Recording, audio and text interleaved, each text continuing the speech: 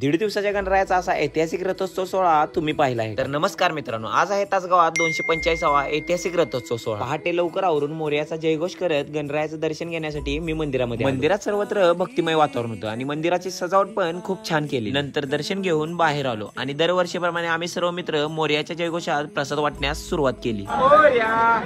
नंतर रथाच्या समोर चालू असलेले ढोल ताशा पथक पाहण्यासाठी पोहोचलो।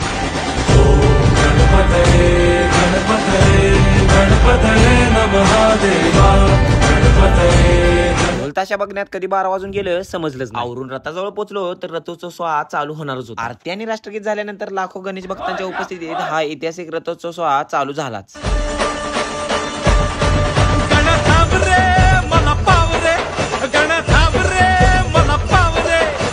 गुलाल, खोबरे आणि पेढ्याचे उधळण करत रथ हळूहळू काशी विश्वेश्वर मंदिराच्या दिशेने निघाला। रथाला मात्र लय गर्दी होती। नंतर या आनंदी क्षणांना पावसानं